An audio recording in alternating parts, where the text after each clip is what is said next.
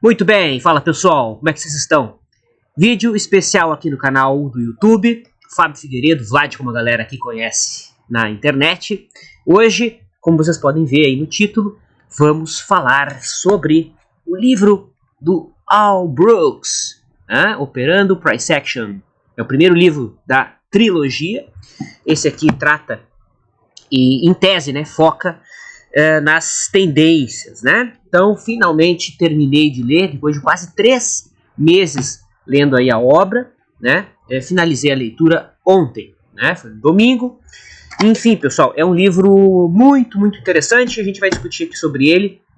Eu quero compartilhar aqui alguns insights que eu tive e, obviamente, falar um pouquinho da minha crítica em relação à abordagem. Não, a crítica não necessariamente é uma coisa ruim, que fique bem claro. Fechou? Então, antes de mais nada, deixa eu começar parabenizando o Felipe Aranha, pessoal. Tá? Isso aqui foi uma obra-prima, tá certo? O Felipe Aranha e toda a galera lá da equipe do portal Price Action, porque, mais uma vez, que é uma tradução do livro do Al Brooks, Trends, que é o primeiro livro da trilogia.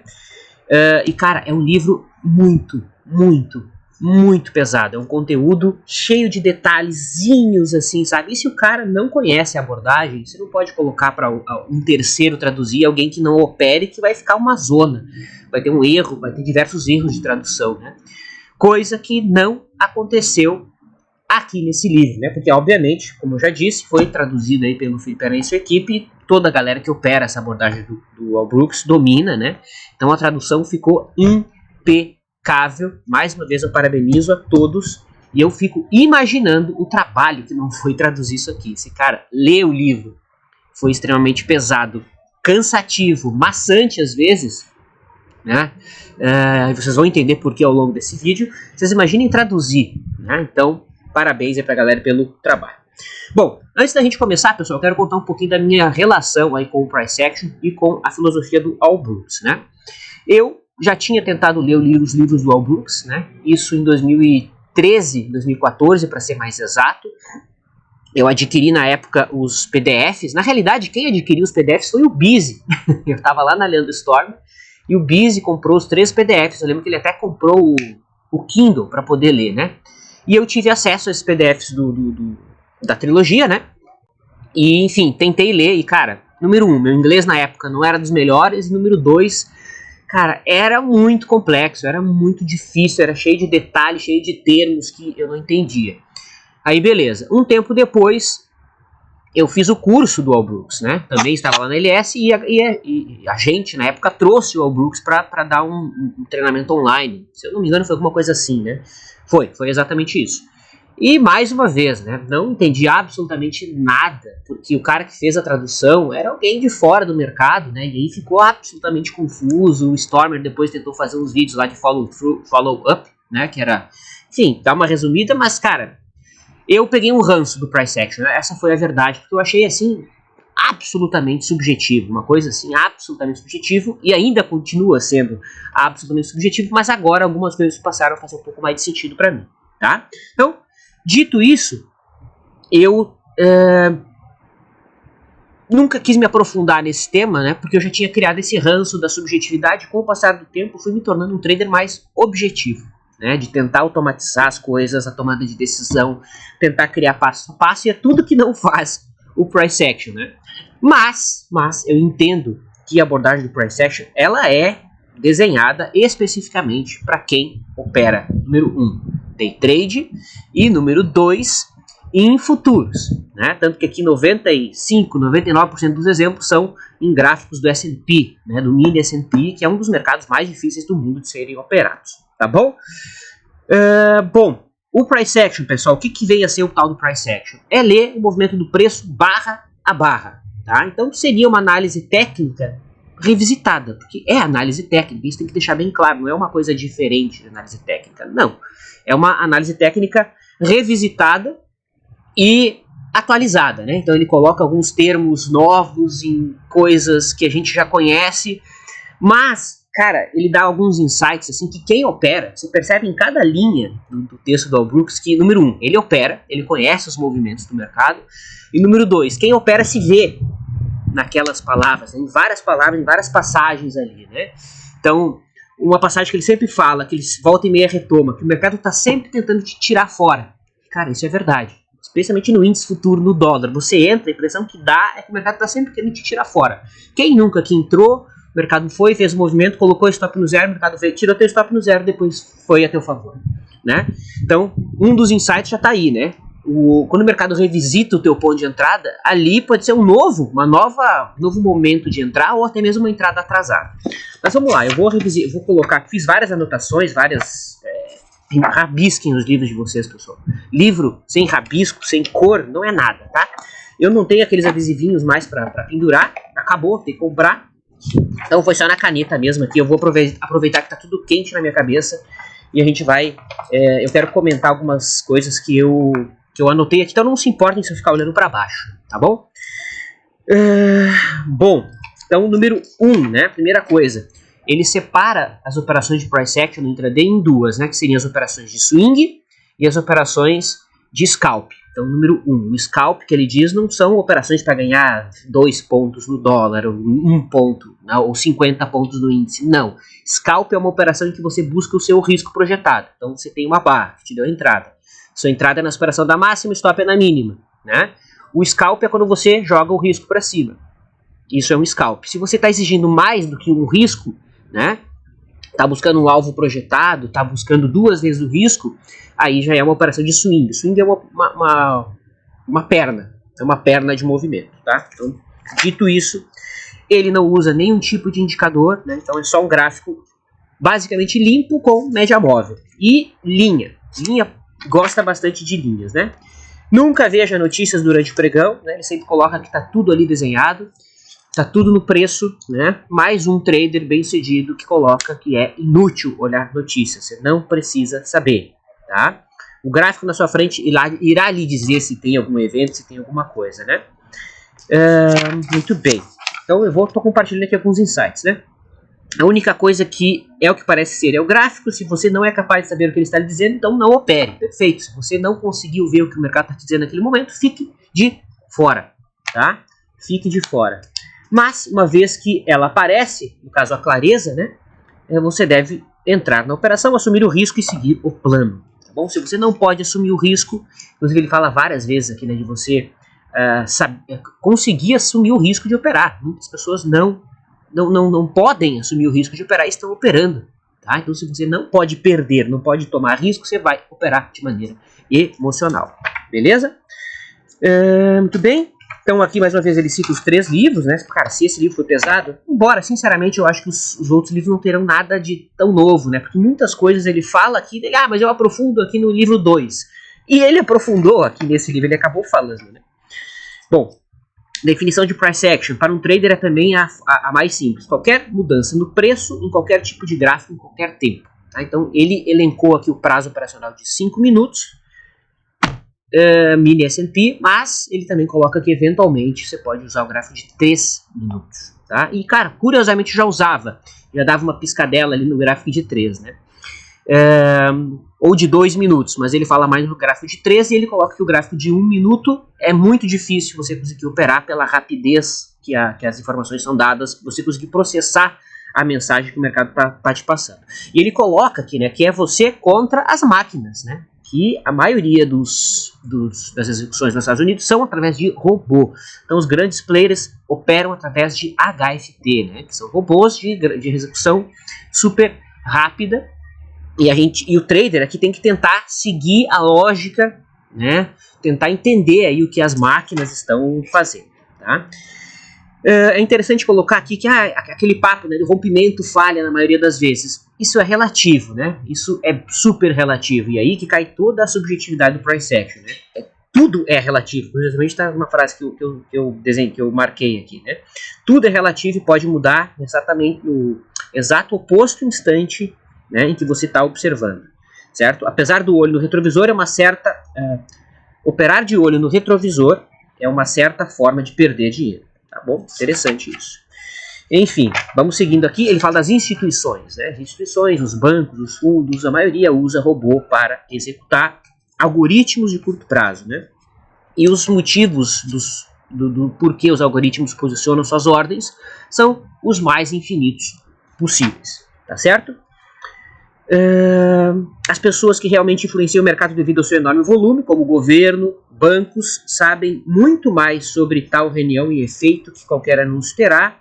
Isso já está refletido no preço, ou seja, não tente você entender como uma notícia, como um evento macroeconômico vai impactar o preço, porque grandes bancos, grandes fundos já sabem disso, muito mais do que você, e eles vão se posicionar de acordo com o viés deles em relação àquele evento. Então você vai ir no fluxo desses traders, né? Probabilidade, ele fala aqui sobre a probabilidade, aqui quem tem um arcabouço estatístico já sabe que o que ele chama de probabilidade, de fato, não é a probabilidade, né? Para a gente testar a probabilidade é uma coisa super complexa, mas ele trata aqui a probabilidade de cenários. Então, tem um determinado cenário, tem 60% disso acontecer e 40% disso não acontecer. Ele coloca que na maior parte do tempo os movimentos são 50-50 e raramente você vai ter uma entrada em que você tem aí 60% de chances de se dar bem, né? Eventualmente, você vai ter algum movimento, isso em raros eventos, que você vai ter 80% de chance a seu favor. Tá? Isso é raramente. Raramente. Então a maioria dos traders, os absolutamente bons, terão ali 60% de acerto. Cara, tá aí. Então aquele papo de querer 80%, 90%, cara, isso é para vender curso para você, tá? O próprio Brooks aqui tá falando que isso aí é a minoria da minoria da minoria e as pessoas alimentam todo um sistema, né, na expectativa de achar essa abordagem mágica que sempre acerta. Isso não existe. Acho que você acompanha meus vídeos aqui e já sabe disso. Tá joia? Então vamos lá. Quando o jogo é baseado em processar um grande número de informações em uma fração de segundo na tentativa de fazer 1 ou 2 ticks 1000 vezes ao dia com 55% de taxa de acerto, um operador individual perderá todas as vezes, né? Isso aqui quando você quer baixar o prazo operacional e tentar pegar todos os micro movimentos, que não é o que ele incentiva, que não é o que um trader de price action faz, né? A propósito, caso um scalper, você já deve ter visto isso, caso um scalper use um stop maior do que seu alvo de ganho, ele deve ganhar 70% ou mais das suas operações para ser lucrativo. Pouquíssimos traders conseguem consistentemente acertar 70% das vezes e por isso a maioria nunca deveria utilizar um stop maior do que o alvo da sua operação. O que ele quer dizer com isso? Se você está colocando stops muito longos, o que faz com que você tenha uma alta taxa de acerto, né, você precisa, obviamente, ter uma taxa de acerto elevada. Só que, na prática, a minoria das pessoas vai conseguir fazer isso, tá? A minoria. Beleza? Você quer tentar ser o escolhido ou você quer tentar encontrar uma forma objetiva de operar, né? Ou melhor, você quer entender que isso é raro, tá? Bom, vamos seguindo o baile aqui. Outra coisa que abriu minha mente em relação ao price action é operar falha, né? Então quem vem de uma escola de análise técnica clássica, como eu vim, vai lá, trabalha, desenha uma cunha ou desenha um canal. Só que muitas vezes, especialmente no intraday, o mercado vai lá, rompe e depois volta para dentro do canal. E aí o que a gente faz? A gente vai lá e apaga aquele canal e desenha outro, né? Para o Brooks isso é um sinal relevantíssimo quando o mercado frustra ou falha um sinal. Então as falhas, elas são muito operáveis, tá? Falhas são especialmente comuns em rompimentos de linhas de canal, pois são uma tentativa de acelerar a tendência, enfim, porque ele só explicou, né? Mas me veio esse insight, né? Que a falha também é um sinal. O mercado diz que vai para um lado e vai para o outro, não é que a análise técnica não funciona, o price action não funciona, aquela falha é um sinal. Aquilo pode ser operado, tá? Perfeito? Aquilo pode ser operado. Geralmente as tendências mais fortes apresentam as piores barras de sinal. Isso é muito bom, né? Isso é muito interessante. Ele fala isso várias vezes durante o livro. Outra coisa, ele se repete, tá? Várias vezes ele se repete. Mas uma coisa que ficou para mim foi a seguinte. Quando a gente tem um movimento forte no intraday, uma tendência, né? Os sinais que o mercado dá a favor daquela tendência, para você tomar a posição e surfar aquela tendência, são fracos. E os sinais contra a tendência são lindos sinais. Quem já nunca passou por isso, né? Sinalzinho de merda aqui, cara, um candlezinho de nada. Entrar aqui, pois é entrada. Quanto pior o sinal, mais interessante. Quanto mais, sabe? Isso é muito, muito interessante. Quando você tem um sinal de venda, lindo, maravilhoso, para operar contra a tendência, o ideal é deixar passar e entrar, sabe aonde? Quando todo mundo venderia. Então o mercado foi lá, fez um movimento de alta, né? uma perna de alta, o mercado foi lá e deixou um candle de reversão. Para o All Brooks, para o Price Action, eventualmente, a confirmação da barra de venda seria uma compra. Cara, isso para mim foi assim, ó, porra, como é que eu nunca pensei nisso antes? É claro, se a maioria dos sinais de venda falham quando o mercado está em tendência, eu vou comprar quando a maioria dos caras que operam aquele sinal de venda contra a tendência vão vender, entendeu? Então ele coloca que o acionamento do sinal vendedor dentro de uma forte tendência de alta é um sinal de compra. Mais uma vez, não generalizem, leem o livro e estudem, tá? Mas ele fala nisso, desse conceito várias vezes. Além disso, o stop de uma barra vendedora é mais uma vez, cadê a perna de alta? Deixou a barra vendedora, o stop, né, a máxima, quem vendeu, colocou o stop acima da máxima, você deve entrar naquele stop, na ponta da compra, a favor da tendência. Cara, isso é muito, muito interessante, tá? E aí, aqui vem toda a chave, né, e toda a complexidade do price action, tá resumida nessa frase, ó. A questão mais importante é determinar quando o mercado está em tendência, quando o mercado está lateral. E aqui, cara, quando eu li isso aqui, já lá por volta da página 100, me veio toda aquela questão lá do passado do price action. Putz, cara, esse negócio é totalmente subjetivo, cara. Porque só fica claro que o mercado está em tendência depois que o mercado entrou em tendência. Só fica claro que o mercado está lateral depois que o mercado está lateral. Você só vai conseguir desenhar um canal e ver que o mercado está lateral depois que o canal já está formado. E, cara, é isso. Não tem o que fazer. Existem pequenos sinais sutis, cara, mas totalmente subjetivos. Tá? Totalmente subjetivos. Mas essa é a chave. Essa é a chave para operar o price action. Bom, aqui eu vou operar a favor da tendência.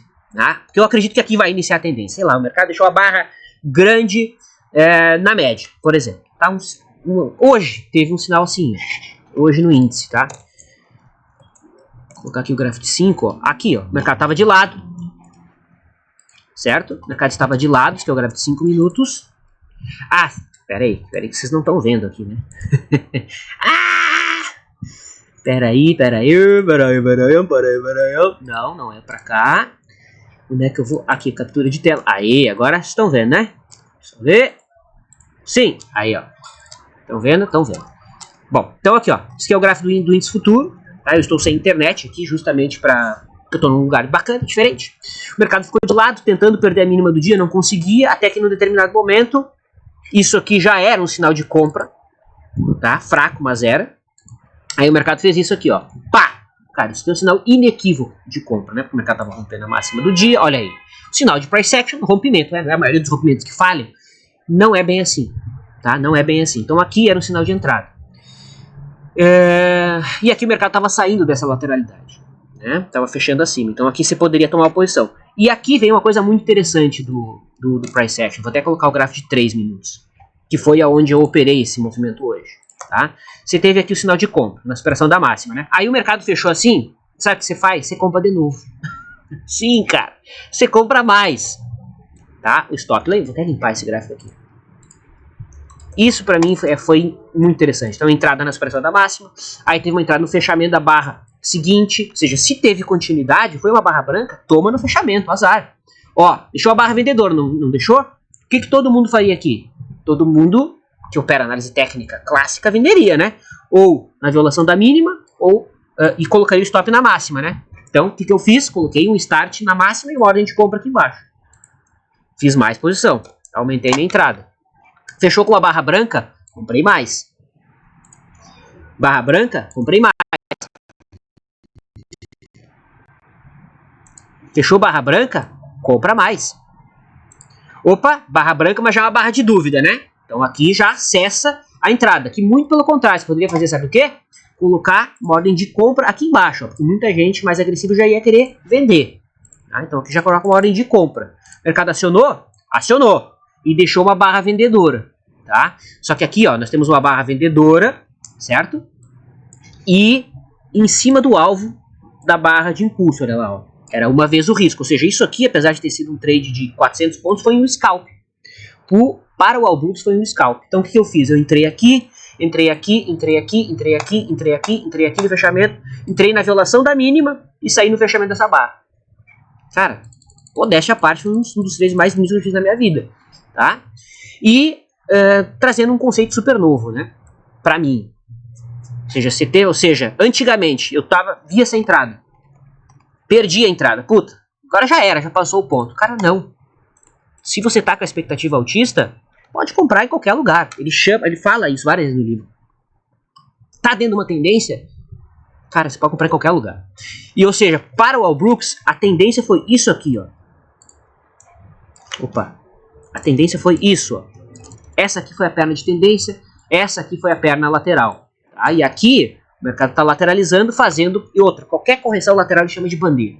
Seja um triângulo, seja um retângulo, seja o que uma cunha, é uma bandeira. Tá? Então, para o Al Brooks, swing, isso aqui foi um swing, uma perna de tendência, e aqui a lateralização. Então, aqui dentro da lateralização, o que você poderia fazer? Comprar toda a mínima de barra preta. Então, toda a mínima de barra preta você colocar uma ordem de compra. Olha que coisa interessante, né? Certo? Ou, obviamente, esperar romper, esperar iniciar todo o processo de tendência. Então, quando está em tendência, trabalha de uma forma. Quando está fora de tendência, trabalha de outra forma. Sim, é totalmente subjetivo. Não tem como testar isso aqui, tá? Não tem como testar. Vamos voltar para cá. Muito bem, vamos seguindo o baile aqui. Em uma forte tendência de alta, você pode comprar por qualquer motivo, incluindo acima da máxima de qualquer barra forte de tendência de baixa, porque é o stop de quem operou vendido, né? Certo? Quanto mais forte for a tendência, menos importante é ter uma forte barra de sinal. Cara, isso é muito interessante.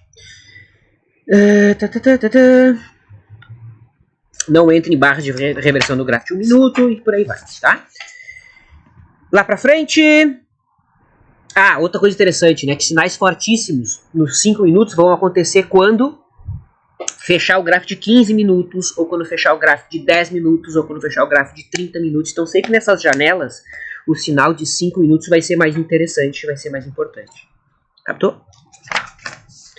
Ok. E aqui ele começa a falar os padrões que ele chama, né? Reversão de 3 barras, pequenas barras, barra de exaustão, barra careca, micro topo duplo, micro fundo duplo. Isso é o que menos importa. É só dar o nome. Ele mesmo diz depois ao longo do livro aqui que isso é o que menos importa, tá? E para quem não sabe, ele introduz o conceito do capítulo e depois ele vai colocando gráficos e uma discussão sobre o gráfico, né? E aqui eu sei, tem um gigantesco viés de retrospectiva, né? Depois que a onça está morta, fica muito mais fácil ver os sinais, tá? Então, eu vi algumas contradições dele aqui. E essa é a crítica do price action, né? Cara, depois que passou, olha, era só comprar aqui na mínima, né? Ali era óbvio que era uma compra, depois era só vender na máxima, né? Mas na hora que o gráfico tá rolando ali, a coisa é muito mais complexa, tá? Então ele se contradiz algumas vezes aqui, tá? Poucas, mas ele se contradiz, certo? Quando você tem um sinal no gráfico de 5, já falei isso, né? E no gráfico de 15, tá fechando, por exemplo, o gráfico de 5 às 11h15, 11h30, 11h45, e no de 15 tá também deixando um sinal, esse sinal, obviamente, é muito mais forte, tá? Isso já usava na minha abordagem subjetiva para operar índice e dólar, né? Tudo bem, e aqui ele tá dando exemplos, tô passando aqui porque são exemplos genéricos. O que eu menos gosto do livro é quando ele começa a comentar o sinal do gráfico que tá aqui. Eu quero um insight maior, não ele comentando o que aconteceu. Ali na barra 2 foi isso, na barra 3 aí o mercado fez aquele outro. Isso aqui é, né? Isso aqui é ler o que aconteceu. Eu quero um insight, entendeu? É o que eu quero, insight. E segue o baile. Ó, já tô lá pela página 200, tá? Outra coisa interessante, né? Que os sinais não necessariamente serão perfeitos e, por exemplo, um fundo duplo, né? Para quem vem da análise técnica clássica e chata que nem eu. O mercado vai, faz um fundo, volta, bate no fundo de novo. Para o Al Brooks, o mercado fez um fundo, voltou e fez um fundinho levemente acima do anterior. Para ele, é fundo duplo. Perto já é o suficiente. Tá? Perto já é o suficiente, é o conceito que ele traz toda hora. Ele fala bastante de inside bar, né, que ele chama de barra interna, então dependendo de onde está essa barra interna, pode ser um sinal de entrada. Outside bar, que é o engolfo, né? Cara, ele só tá dando nomes diferentes para coisas que já existem. Poxa vida, né? Barra interna, inside bar é arame. É o arame dos candles, né? O engolfo, quando um candle engole o outro, ele chama de outside bar, né? Muito bem. Outra coisa interessante, o mercado deu uma entrada, fez um movimento, né? Fez um movimento e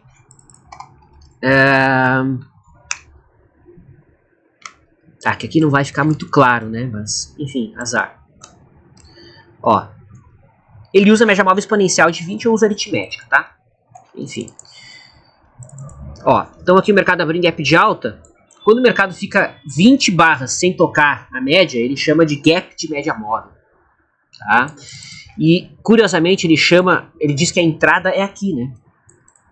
No fechamento da barra. Quando a barra fecha, aqui eu estou no 3 minutos, se você olha no 5, né? Ele coloca que o prazo oficial é o 5. Aqui, ó, perfeito. Ó, então aqui, quantos candles ficou sem tocar a média? 19 barras. Ó. Na 19ª barra, fechou abaixo da média.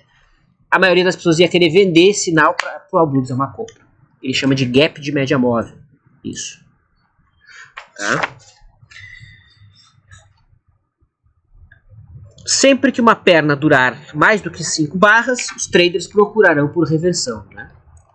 Cara, olha aqui, ó. 1 barra, 2, 3, 4 barras. Na quinta, o mercado lateralizou. Então, esse padrão de... Olha aqui no 3 minutos, ó. 1, 2, 3, 4, 5. Na 6, 7, na 8ª barra, o mercado reverteu. Tá? E ele até cita que isso pode ter a ver com Fibonacci, mas para ele não importa o minuto. Não importa o motivo. A importância da barra de fechamento. Então, sempre aguardar a barra fechar. Tá? Então, ele coloca que a entrada ou vai ser no fechamento da barra. Eu não tô aqui, né? Eu mostrei todo esse exemplo sem mostrar a tela, né? Shit. Eu tô aparecendo aqui. Azar. Enfim. Acho que vocês conseguiram pegar o que eu falei antes, né? O que eu ia dizer? Sim, esperar a barra fechar, né? Então as entradas ou vão acontecer no fechamento da barra ou na confirmação da barra, né? O start acima da máxima. Tá? Então a importância do fechamento da barra.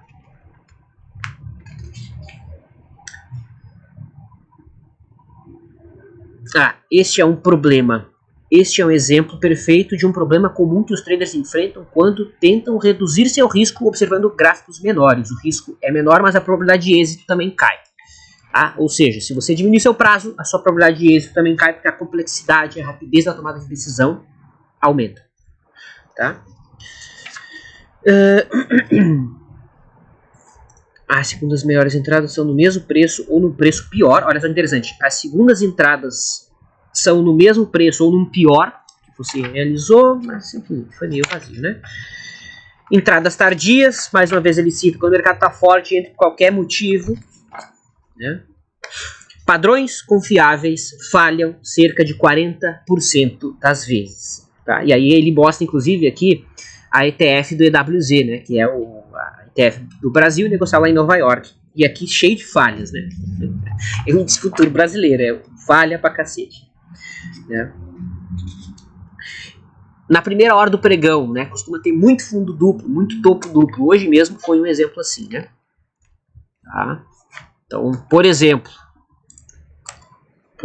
para o Brooks, vou colocar para 5 minutos, olha só, para ele isso aqui foi um fundo duplo, ó. Fundo duplo. Aí o mercado veio, testou de novo, deixou barra branca, fundo triplo. Só que se você olhar bem, não é na mesmo ponto, né? Certo? Então, para ele tinha compra aqui, expressão da máxima, né, da barra branca, ó. Tá? Inclusive ele chama essas máximas e mínimas maiores, que eu chamo de fundo, ele chama de H1, né? Quando tem máximas maiores, mínimas maiores, ele chama de H1, ou H2 se é a segunda, L1 ou L2 se é um topo, né? L de low, né?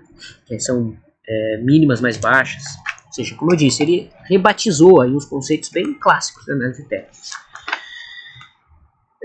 Linhas de tendência. Então ele coloca, cara, muitas vezes, ó, linha de tendência pode ser coisas assim, ó. Por exemplo, para ele, para o price action, melhor dizendo, isso aqui era uma linha de tendência. E aí, se você colocar um gráfico de 1 minuto, olha ali, ó, falou? Você colocou um gráfico de 1 minuto, tá aí a linha de tendência. E aí você vai dizer, tá, mas é para vender aqui? Não necessariamente. Não necessariamente. Isso aqui pode ser um sinal para compra, tá? Rompeu a linha de tendência de alta, pode ser um sinal de compra, o contrário do que você aprendeu. Tá? Mais uma vez, pode, né? Depende.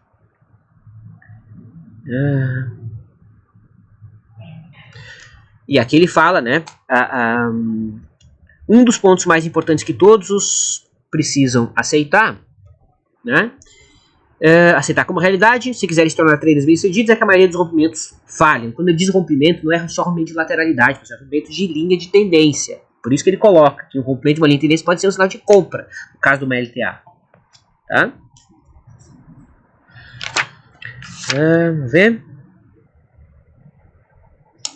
Tá, vamos lá. Segue o baile, já tô quase na metade do livro aqui. Olha aí, já foi meia hora de vídeo, rapaz. Estão curtindo? Então comenta aí, isso é importante.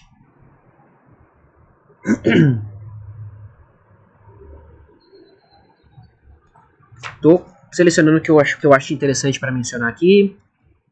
Quando múltiplos alvos estão em uma região de preço, qualquer reversão que se forme nessa região tem maior chance de sucesso. Então, para quem gosta de operar reversão, quando tem vários alvos batendo lá, né, ali é mais relevante. Você buscar trade contra a tendência. Outro conceito interessante, né? É a máxima ou a mínima do dia, normalmente é definida na primeira hora. Tá? Então o mercado abriu em gap de alta, ou o mercado está fazendo a máxima, ou a mínima do dia, perto, na região ali da primeira hora do pregão. Tá? Certo? Por exemplo, hoje, ó, o mercado abriu em gap de alta, índice futuro, é mais provável que esta primeira hora de pregão, ó, que foi, ó, primeira hora de pregão, é mais provável que esta região aqui seja a mínima do dia, tá? É muito provável que essa região aqui seja a mínima do dia,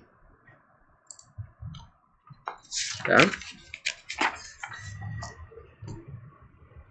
Ó, quando o mercado está em um canal de alta, compradores entram abaixo das mínimas de barras anteriores e vendedores entram acima de topos de swings. Tá? Em canais de baixa, fazem o oposto. O que ele quer dizer? O mercado está fazendo um canal de alta?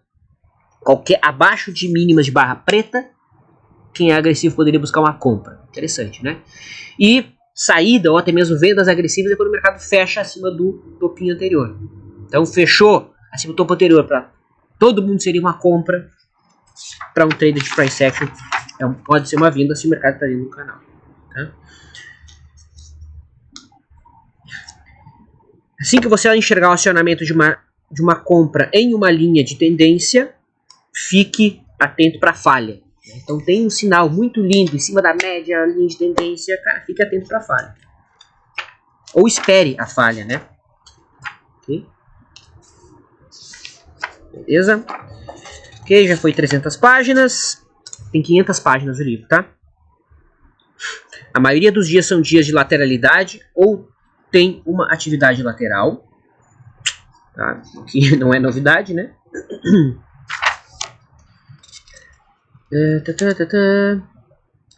Tá. Quando o gráfico diário estiver em uma tendência de baixa, procure por setups de venda na última hora de pregão. Tá? Pois o gráfico de 5 minutos geralmente irá cair até o fechamento, fazendo com que barras no diário continuem em tendência de baixa.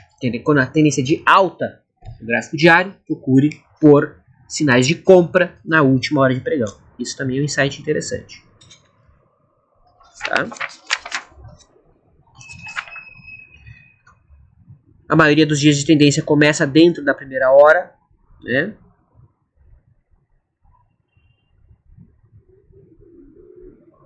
Tá? A cada trimestre que o fundo fecha em uma nova máxima, esses gestores podem impulsar 20... Tá, isso aqui já é outro assunto.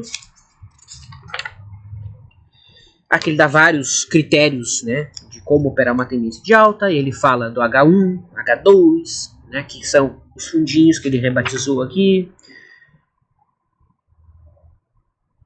Comprar o fechamento da primeira barra de baixa em um impulso de alta. Então, quando o mercado faz um impulso, deixou uma barra preta, a primeira barra preta você compra no fechamento para emboscar quem entrou vendido. Cara, isso é contra-intuitivo total, né? Tá, cara, aqui eu fiz um monte de anotações, mas eu não vou ler todas, tá? Até porque eu quero que você leia o livro, né? Não é uma leitura acompanhada aqui. Opa, ó. Assim que os traders abrem uma posição, eles precisam decidir como irão gerenciá-la. A decisão mais importante que eles precisam tomar é se estão procurando por uma operação de scalp, risco projetado, ou operação de swing. Essas operações são discutidas no segundo livro. Blá, blá, blá. Apenas traders mais experientes deveriam fazer scalps, pois o risco algumas vezes é maior do que o potencial retorno. Isso significa que eles precisam ganhar 70% das vezes, o que é impossível para qualquer um, exceto para um trader excelente. Você deve presumir que nunca será tão bom assim, pois essa é a realidade. Então, sem frasezinha motivacional, tá? Opere apenas quando a chance de sucesso multiplicado pelo retorno em potencial for significativamente maior que a chance de fracasso. Subjetiva, mas bonita essa frase, né? É a melhor maneira de fazer trades iniciantes, ganhar dinheiro, operar operação de swing. Então, quem está começando deveria focar em operação de swing. Não é swing trade, né? O swing são pernas direcionais. Buscar essas pernas deveria ser o foco. Tá? Se os traders realizarem um lucro pequeno, eles irão perder dinheiro no longo prazo, a não ser que eles acreditem que sua probabilidade de sucesso seja em torno de 80%, o que raramente é o caso. A maioria dos traders nunca deve arriscar mais do que seu retorno. Tá? Ou seja, você entrou num trade e teu risco é R$500, no mínimo você tem que buscar R$500. Ok? Operação, no entanto, né, olha que tem coisa interessante. O trader iniciante deve focar em operações de swing. No entanto, operações de swing, não é swing trade, mais uma vez, não confundam, né, que a gente conhece. Operações de pernas, né, são muito mais difíceis do que aparentam quando o trader observa o gráfico no final do dia. Muito interessante. Tendências fazem tudo o que podem para manter os traders de fora, pois essa é a única maneira de manter os traders perseguindo o mercado o dia todo. Quando o setup é fácil e claro, o que significa que tem uma alta probabilidade de sucesso, o movimento geralmente é pequeno e rápido. Tá? Como uma tendência de alta possui máximas e mínimas em tendência, então toda vez que o mercado atingir uma nova máxima, os traders deverão subir o stop de proteção para um tick abaixo da mínima mais recente. Tá? Isso é chamado de stop móvel. A correção muitas vezes vem abaixo do preço de entrada original. Os traders de swing inexperientes terão encurtado seu stop para o 0 a 0, serão acionados ficando de fora da próxima movimentação de tendência. Assim que o mercado testa o preço original de entrada e depois faz uma nova máxima, ou seja, marca um fundinho ou uma H1 ou H2, muitos traders poderiam subir seus stops ao menos para o preço de entrada, ou seja, só subir para o preço de entrada depois que o mercado fez o movimento, voltou para o preço de entrada, se afastou. Aí você coloca o stop no 0 a 0. Cara, eu já cometi esse erro umas milhares de vezes. Milhares de entrar. O mercado andou, coloquei meu stop no 0, o mercado falou, busca teu stop no 0, depois vai embora. Mas eu fiz isso milhares de vezes. Ok. Teve bastante anotações, né?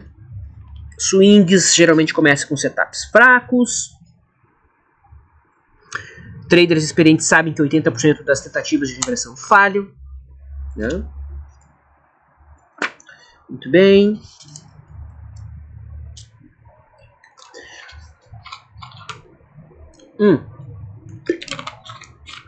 Quando a tendência está forte, deixa eu ver se é quando a tendência está forte.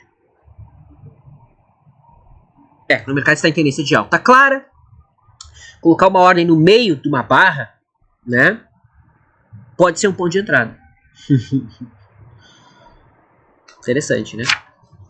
No meio da barra, onde todo mundo buscaria uma venda, o Bull, o Bear 180, né, do Oliver Vélez, para ele é uma compra.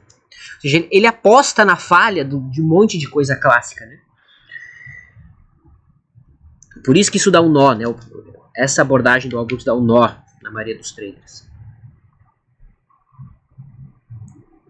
Traders não deveriam realizar lucro até que o mercado alcançasse pelo menos 2 vezes o risco. Minha bunda, cara. Vamos lá. Quando a tendência de alta é muito forte, traders podem comprar por qualquer razão, se utilizarem um stop longo o suficiente. Tá? Então, pode comprar em qualquer lugar, desde que coloque stop longo. Óbvio que isso implica em posições pequenas.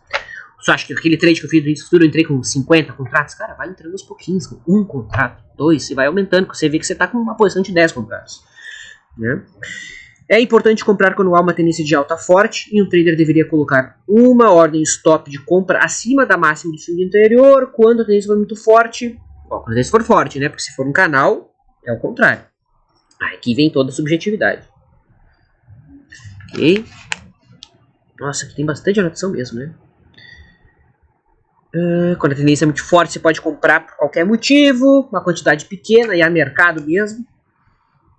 Tá, beleza. Estamos indo lá para a linha final aqui. Sinais de força dentro de uma tendência. Gap. Máximas e mínimas em tendência, ou seja, não há sobreposição de barras. Outro insight. O que é sobreposição? Quando as barras começam a ficar uma dentro da outra. Tá? Então, por exemplo, ó, aqui nós temos máximas e mínimas maiores, né? Essas 4 barras aqui no gráfico 5. A partir desta barra aqui, começou a ter sobreposição. Concorda? Sobreposição quando uma barra tá tá? E não tem continuidade, tá? Então isso obviamente é um sinal de força e que a gente deve ficar atento. Pouca sobreposição. Ó, a correção de um rompimento de alta tende a não ir abaixo da máxima da barra que ocorreu o rompimento. Então aqui no caso, ó, quando o mercado corrigir, é importante que o mercado não venha para baixo da máxima da barra que rompeu. Né? Então, aqui é congestão, o mercado rompeu, o ideal é que não venha para baixo, se de fato essa tendência aqui for forte ou não for revertida. Há senso de urgência, né? Quem opera com tape reading fala muito do senso de urgência, né? Ou seja, os players pagando o que for e querendo entrar no mercado de qualquer jeito. Quando uma tendência está com os preços fugindo, né, ou seja, o mercado está disparando, provavelmente não haverá correções por muitas barras. Tarará. Como você quer continuar fazendo scalps à medida que a tendência continua, enquanto permanece, segura parte da sua posição para swing, ou seja, ele coloca essa coisa de sempre tentar manter uma pequena posição para o final do dia.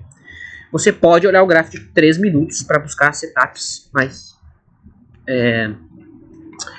curtinhos, né?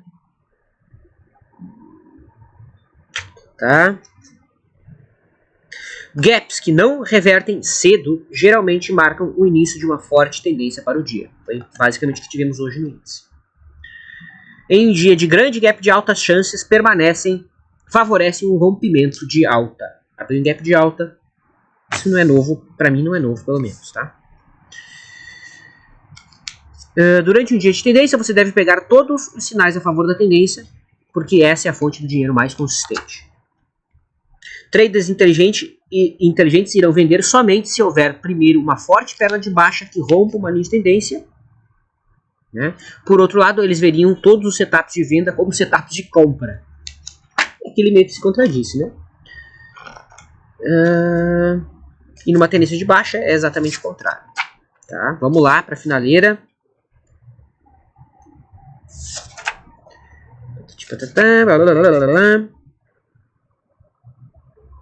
Você deve tentar pegar todas as entradas a favor da tendência, não importa o setup. Em trades contra a tendência que você eventualmente venha fazer, risco projetado para baixo, né, fazendo scalp.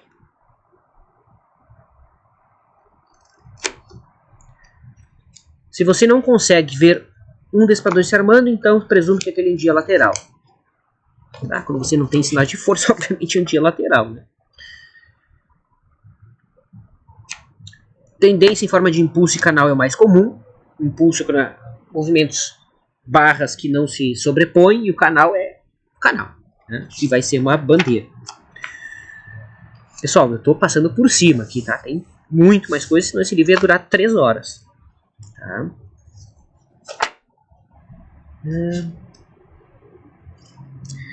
A falha de scalps contra a tendência são ótimos setups a favor da tendência. Já falamos disso. É arriscado escalar uma entrada contra a tendência, ou seja, escalar é aumentar a posição, né? Então, fez um trade contra a tendência, busca scalp, risco projetado para baixo, né? E escala para cima, ou melhor, escala a favor da tendência.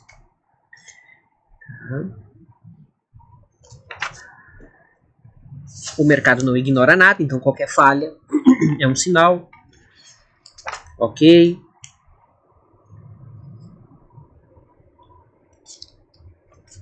O próprio gap ele pode ser interpretado como um impulso, né? Então aqui, por exemplo, para o Allbrooks, ó, isso aqui é um impulso, ó, entendeu? Como se fosse uma barra grande, entende? Para o price action, então para o Allbrooks, acho que é mais sentido a gente se referir ao price action, né?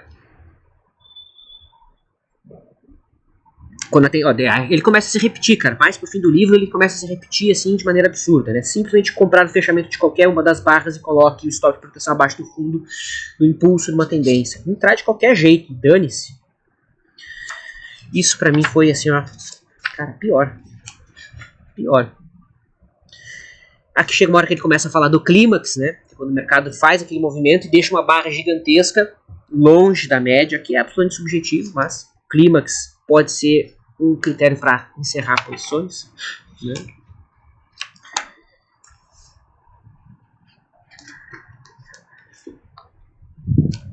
Muito bem. Já estamos nas últimas 100 páginas.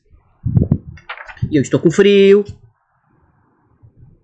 Um insight interessante que ele coloca aqui é medir a amplitude média dos pregões, né? É mais ou menos o que o Trend faz, né? Então, talvez usar um trend curtinho ali de 5 dias, né? E perceber quando o mercado está muito longe dessa amplitude média de movimentação. Também faz sentido medir a amplitude média dos últimos gaps, tá? É uma coisa que eu quero estudar com mais foco, tá? Entrar em rompimentos de qualquer lateralidade é uma operação de baixa probabilidade, né? Exceto em circunstâncias especiais. Tá?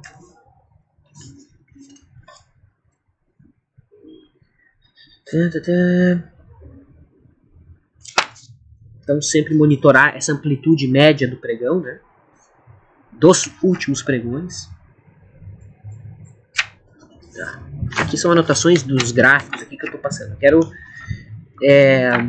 comentar insights mais amplos, assim, né? Sempre que uma tendência, por exemplo, como esse, ó, sempre que uma tendência se inicia após 1 hora de pregão, o dia frequentemente se torna um dia de lateralidades. Então, se demorou muito para entrar em tendência, tende a fazer pulso, lateralização, que é basicamente isso aqui, né? Tá?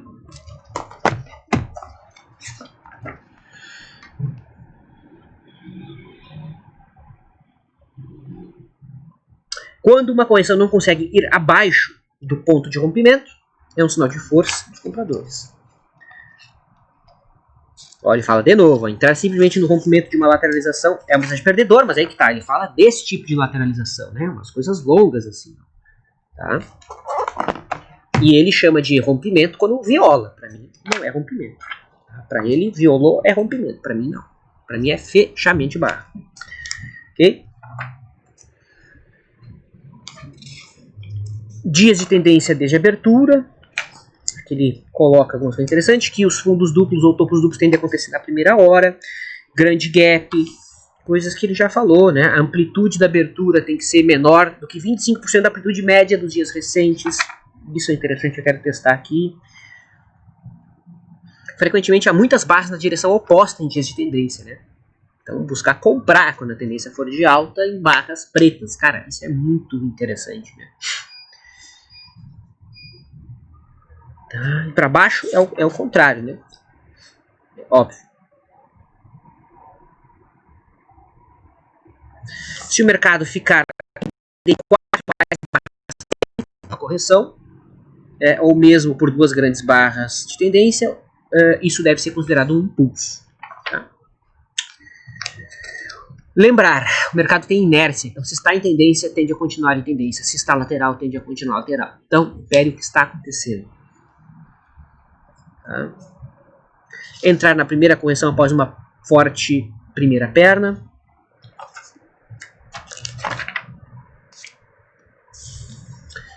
já disse isso, né? Todas as tendências fortes, a maioria das barras de sinal parecem ruins.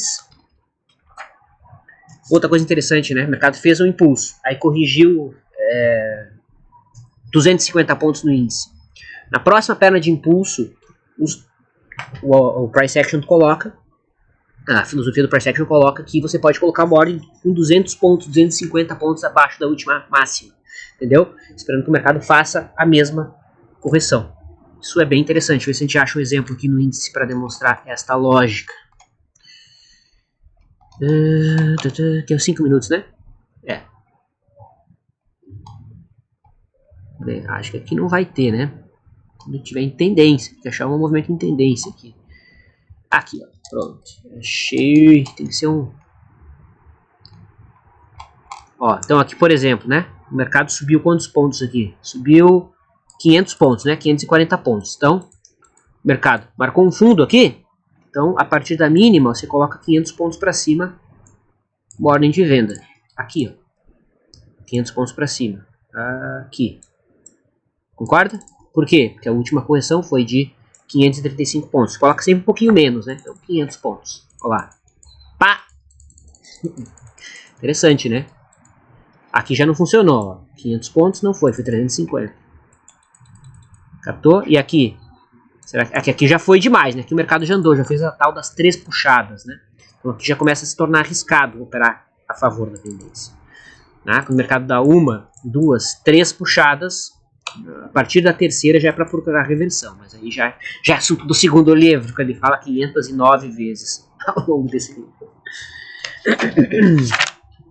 Né?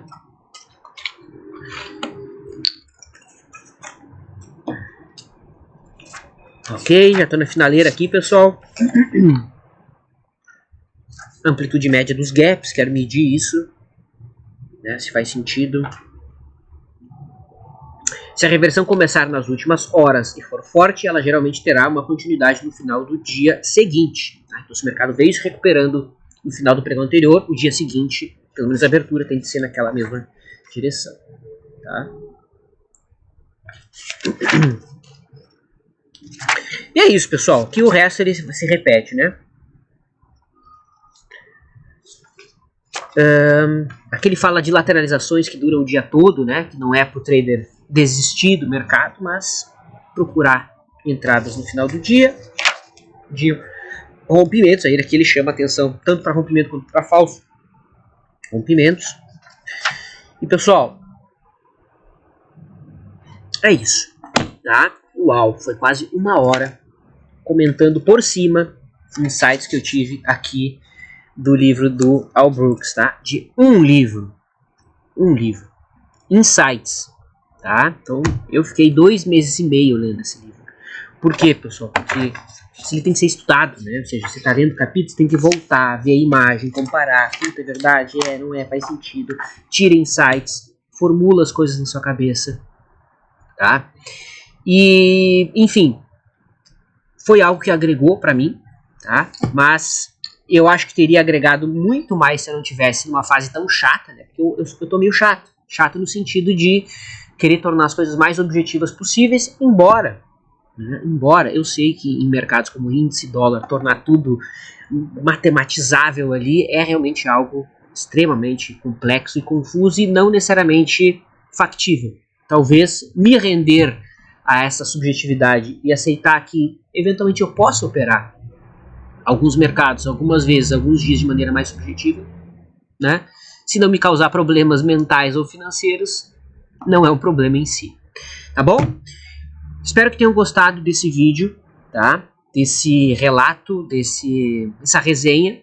Mais uma vez parabenizo aqui o meu amigo Felipe Aranha. Um abraço. Parabéns ao Al Brooks por ter criado essa lógica, organizado essa lógica, né? Porque não foi bem uma criação, né? Ele só organizou a lógica e também penso o quanto de trabalho teve o Al Brooks para escrever isso aqui, né, cara? Meu Deus, cara. É coisa bem trabalhosa, né? Mas enfim. Gostou desse tipo de vídeo? Não esquece de comentar aqui embaixo. Você já leu o livro? Conta pra mim aí. Não esquece de dar like e a gente se vê numa próxima. Tá joia? Um abraço a todos. Até mais. Valeu!